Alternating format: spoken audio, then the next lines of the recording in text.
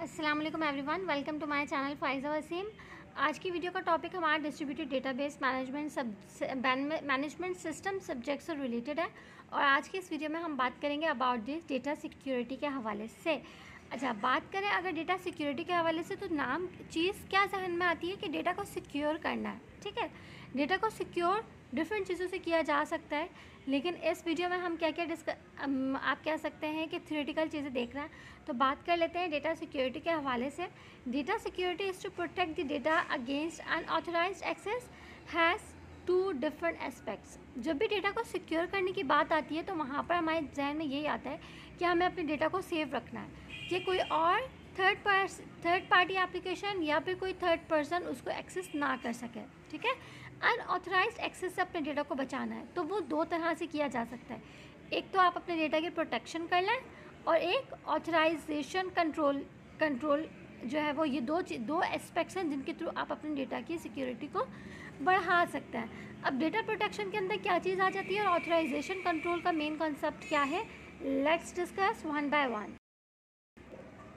अगर हम बात करें डेटा प्रोटेक्शन के हवाले से तो data protection basically prevents unauthorised users from understanding the physical context of the data. यहाँ पर आप अपने डेटा को किस तरह से प्रोटेक्ट करते हो कि आपने अनऑथराइज्ड यूज़र्स से यानी कि थर्ड पर्सन से अपने डेटा को बचा के रखना है। ठीक है, कि वो उसके एक्चुअल कॉन्टेक्स्ट की तरफ, कॉन्टेंट्स की तरफ ना बढ़ सके। For data protection the well established standards are, दो स्टैंडर्ड्स हैं डेटा प्रोटेक्शन के हवाले से।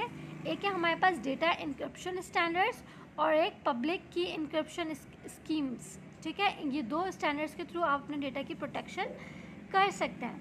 ना अगर हम बात करें ऑथराइजेशन कंट्रोल के हवाले से तो यहाँ पर हमारे सामने क्या आता है, authorisation control must guarantee that only authorised users perform operations they are allowed to perform on the database. मतलब कि जो भी आपका डेटाबेस है उसके ऊपर कोई भी ऑपरेशन जो परफॉर्म हो रहा है वो सिर्फ और सिर्फ ऑथराइज्ड यूज़र्स ही परफॉर्म कर सकते हैं। कोई थर्ड पार्टी एप्लीकेशन, कोई थर्ड पर्सन उसके ऊपर एक्सेस नहीं ले सकता। ठीक है, 3 actors are involve in the authorisation control. 3 actors involve होते हैं हमारे पास ऑथराइजेशन कंट्रोल के अंदर। कौन कौन से? First one is the user, second one is the operation and last but not the least we have database objects. Users means who triggers the execution of application programs। जो भी आपके कोई भी एंड यूज़र जो आपके database के ऊपर operations को परफॉर्म करेगा वो एक्टर होता है हमारे पास यूज़र।